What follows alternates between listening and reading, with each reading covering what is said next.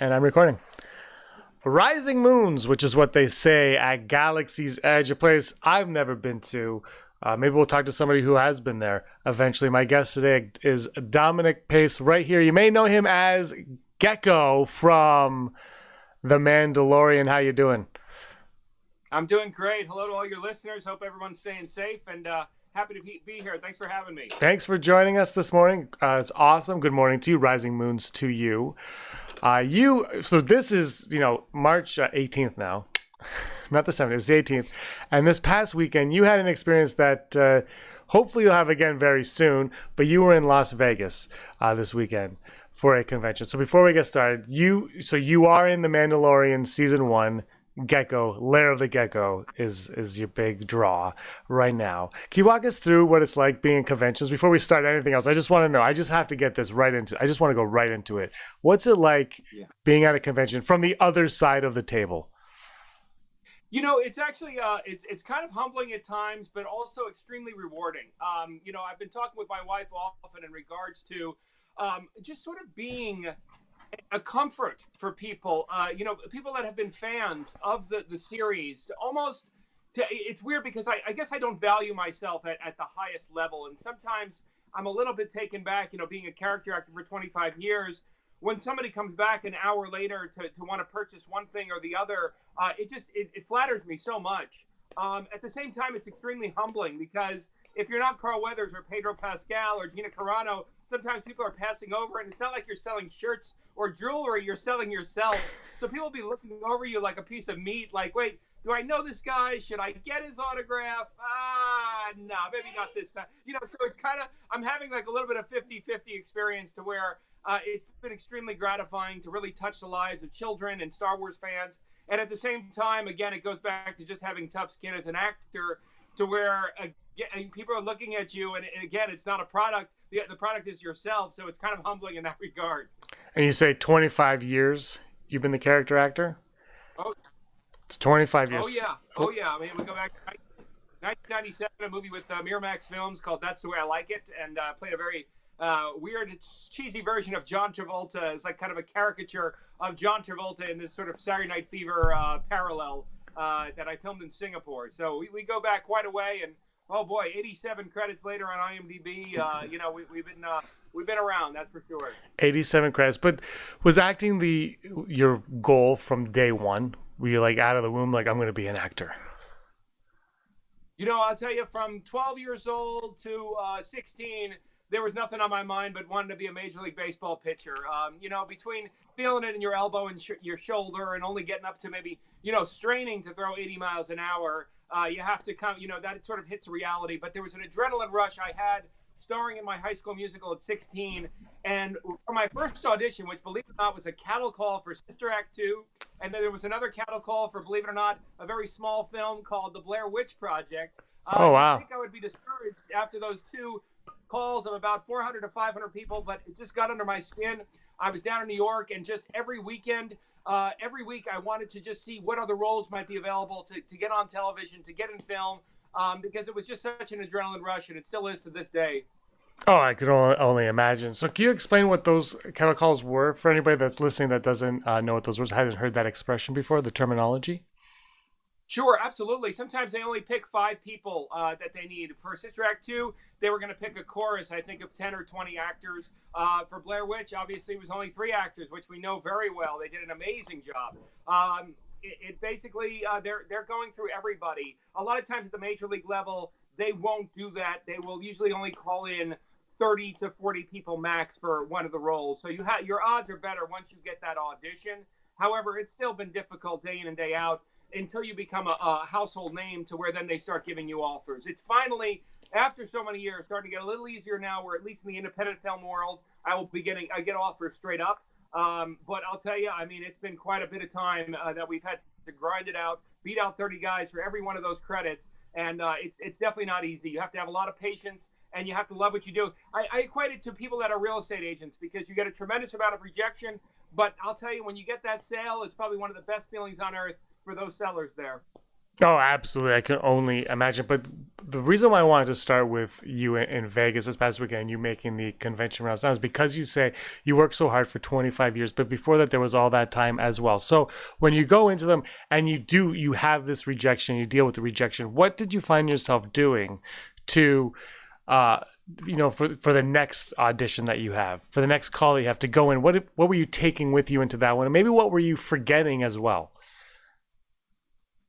Today's a perfect day. It's actually St. Patrick's Day, and a lot of it comes to upbringing. I grew up with the Irish, Italian, Jewish, Puerto Rican, African American in New York, and I'll tell you, the one thing in the 1980s was the parents, man, you got nothing and you liked it. So it really ultimately was attributed to the parents, the coaches, and the teachers who told you straight up, look, you don't deserve anything in this world, so you have to work for it. So that's kind of been the base of it. If I was growing up entitled, spoiled, and sort of privileged in many ways to where, I thought the world or Hollywood owed me something, or I thought, hey, I'm going to make excuses as to why I didn't get this job or didn't get that, as opposed to put the attention on myself. There's actually a gentleman just recently who, he's been getting mad about one thing or the other. And, it's an awkward thing to tell somebody, have you ever looked in the mirror? Have you ever taken a second? I don't mean physically to look at you, how, if you're ugly or attractive, but look in the mirror in terms of what are you doing in your relationship in order to make life better? And it's funny because he's pointing the finger left and right at everybody else, but most importantly, it comes back down to him in terms of all the bad decisions that he's made in his life to get him to where he is. So ultimately what it is, it's about accountability, and it's about the world not giving you anything or expecting anything. And when that happens, a lot of good things happen throughout the course of your career. And again, you take the good. Every good that comes out of each day is a positive. It's a privilege. It's an opportunity, but you don't expect it. You have to work for that. And that's been the mentality in life, even with the convention circuit, as well as the acting career as well. Was there ever a time when maybe, I don't want to really get you to think about this, but you hit maybe the lowest part of it all? And was there a time in your career when you said, maybe it's time to look into something else? Did that ever happen? Oh, absolutely. And it's so funny. There's an IMDb Pro app to where they have a showing of a star meter. And it isn't necessarily accurate, but you can actually see my star meter at its lowest between 2011 and 2013. And the reason is because we financially got to a point before all the independent contracting opportunities, Uber and Instacart, and different opportunities to where you can work each day and not have to set your schedule with a regular job, to where I just had to go in financially. I was not going to put my family in debt. My wife, she was off for 5 years, and I can't tell you how grateful I was for that.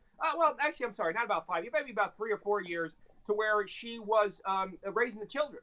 And we took some time off, but ultimately we didn't have that backup money, so I had to get back into restaurant management.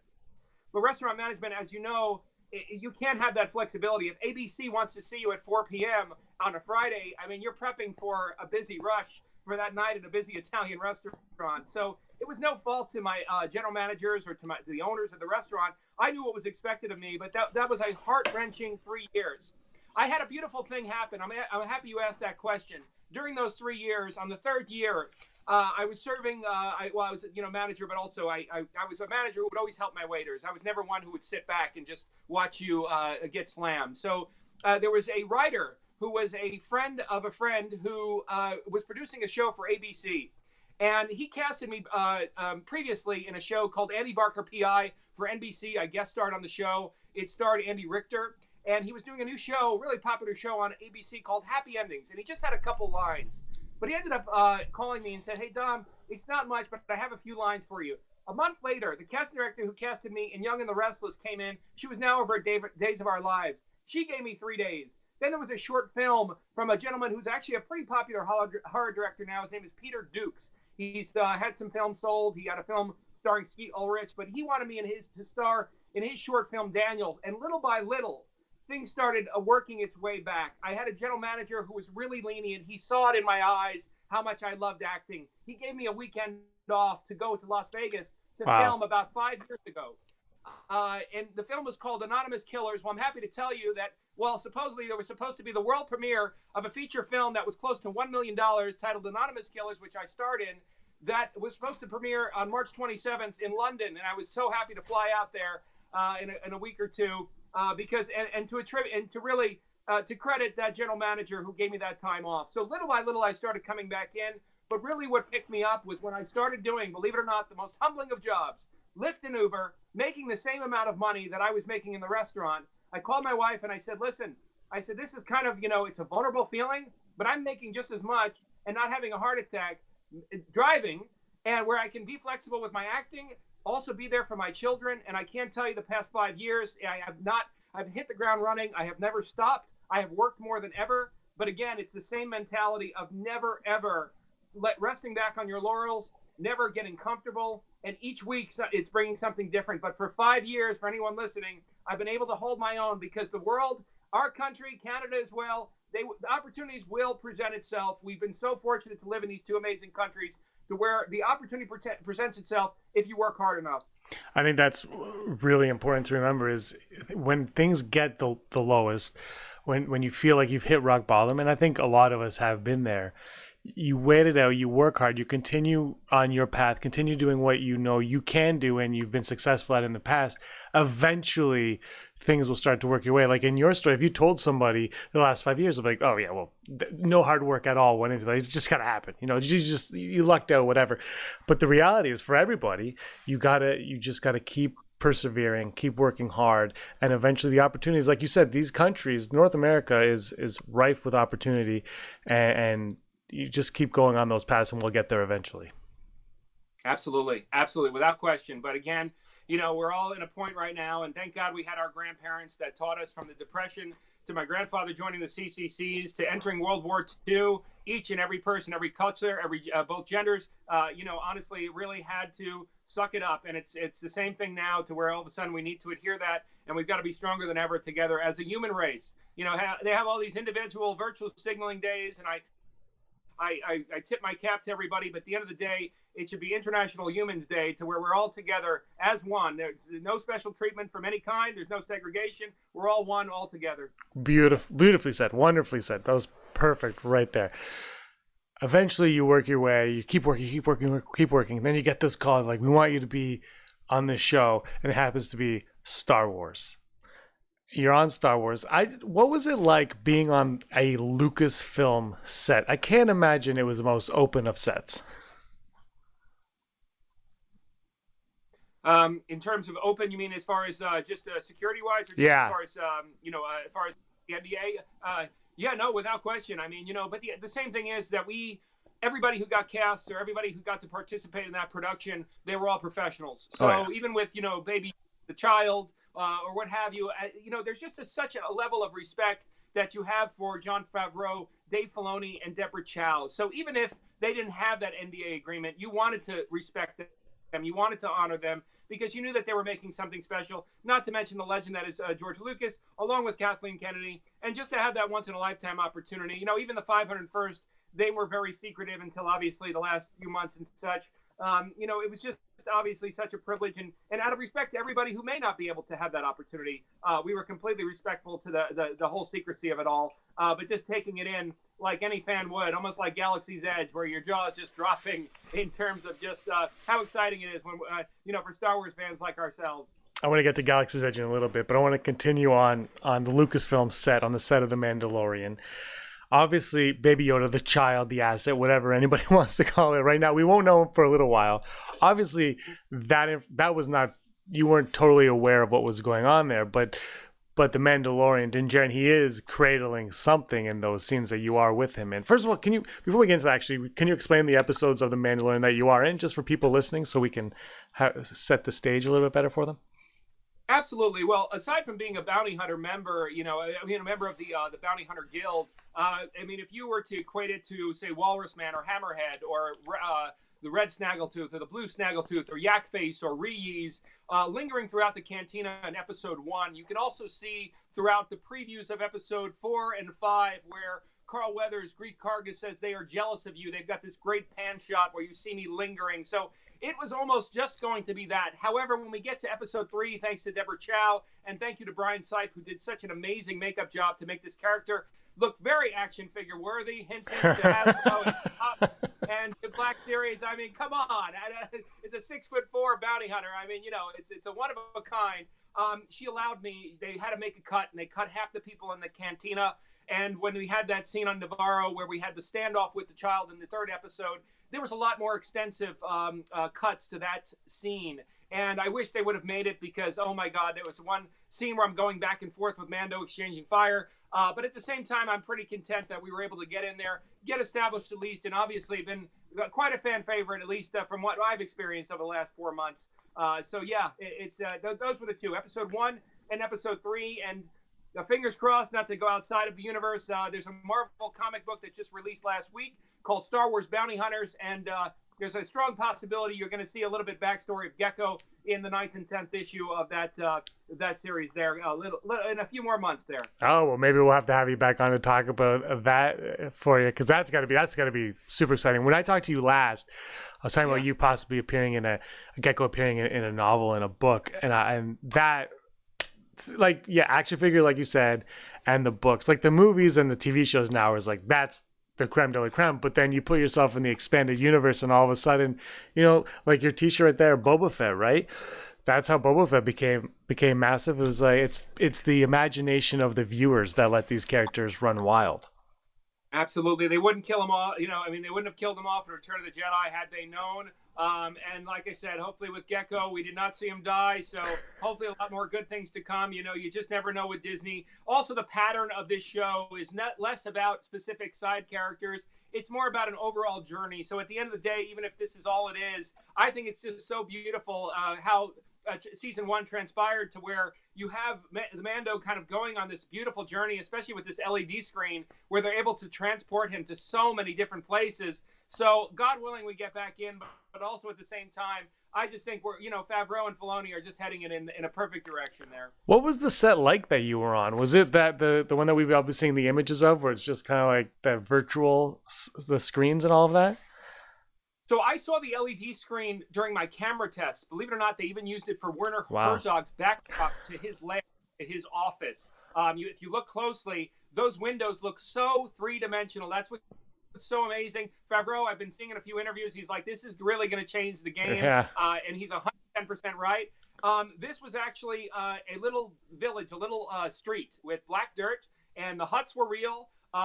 The pillars were real, and then just a ship in the back, the Razor Crest, is that what they call it? That was a green screen. So it was kind of a dark lighting. It was, very, very dark, which kind of confused me, because with the cantina, I was like, oh, well, maybe are we on Tatooine? But with the black dirt, it really doesn't make any sense. So obviously we knew that it was a different planet. But I was fortunate enough, even though it would have been cool to play with the LED screen, to actually have had pretty much more or less a real set on a stage where they pretty much established almost every little hut there. And you could see him going around the corners when he's going to Herzog's lair, and then also when he comes outside the cantina, or comes out and realizes he's surrounded by the Bounty Hunter Guild there. Yeah, how does it feel being in what many people consider the best of the best episode, the fan favorite episode of the first season? It was amazing. Tate Fletcher, who plays the big gunner, I was side by side with him, and it's so funny because automatically, and I'm 100% right, I was like, this is going to be one killer figure, and that's what everybody's been getting. Tate is an amazing man. He's familiar with UFC and CrossFit, so really he fits the bill. I think Jon Favreau did the voice for that role.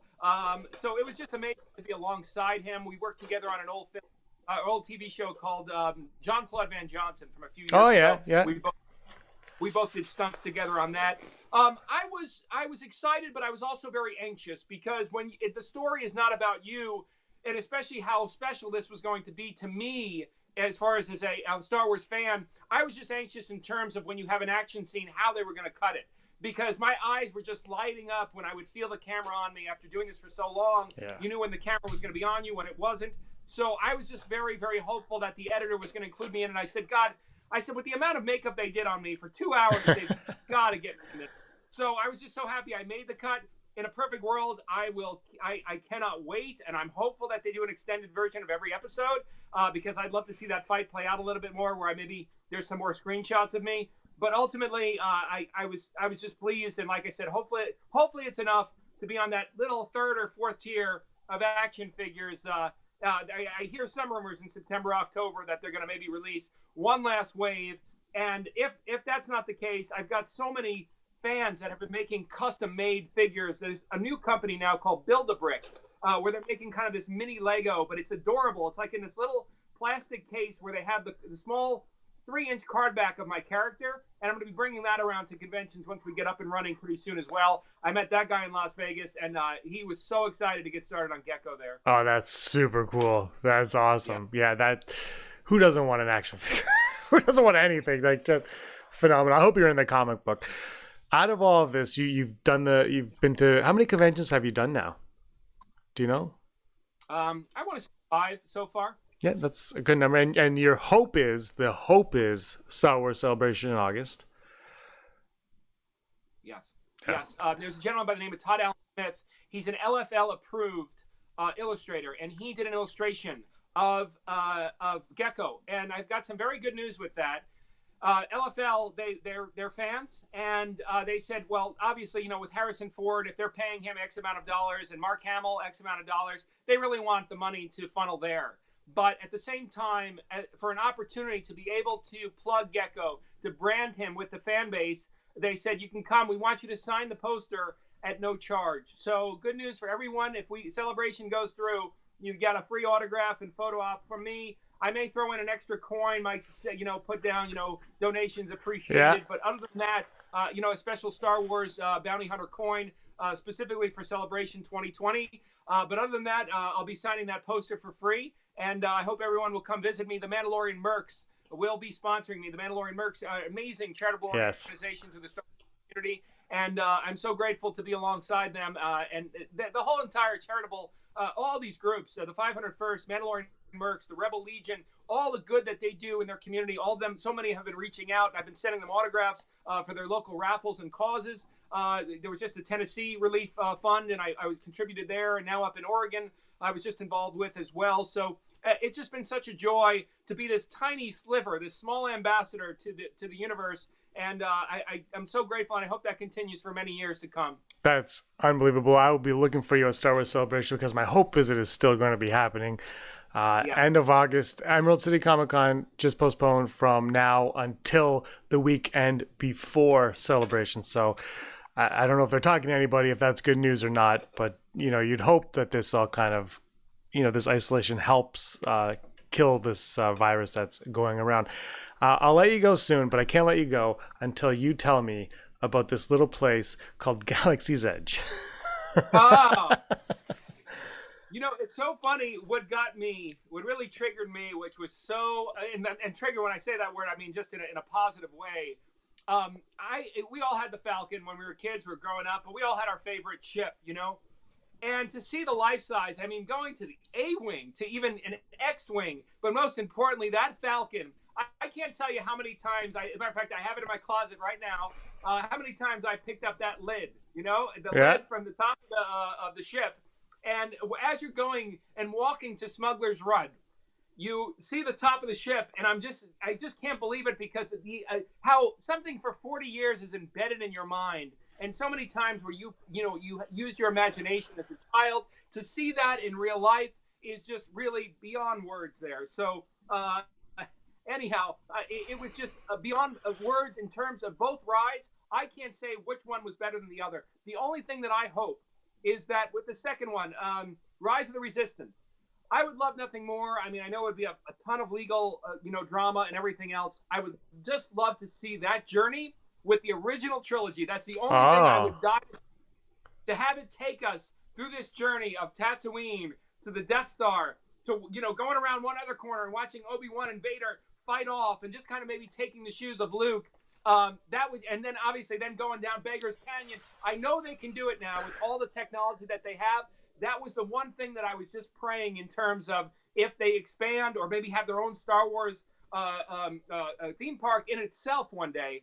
But I'll tell you, the future is here, and both experiences, and even just our little souvenir of getting those sodas. They have it shaped as a thermal detonator, either the Coke, the Sprite, or the Diet Coke. absolutely amazing experience with my family, and we're excited to come back sometime soon once everything gets settled. Yeah, I cannot wait to. Every time I see it, I saw your pictures on Facebook. I was just like, "Oh, this looks incredible!" Every time I see it, my sister went there and she couldn't stop messaging me while she was there. I was like, "Just enjoy it." She goes, "Oh my God, look, I'm in the Falcon," and I was like, "You're now." Yes. I'm like, "Now I've disowned you. You're no longer my sister." It is a great time, and we won't take up much more of your day. I'll tell you, Oh yeah. yeah. No, I was such a good father because I let my kids do the, in the front you can pilot it, and Yeah. also you can jump to light speed. So I let my sons do that, even though like I was itching in the back as one of the gunners. My wife and I were gunners, but I'm like, oh my God, I want. My son's Bennett. I'm like, Bennett, get out of the seat. I want to go to light speed. Oh, I bet.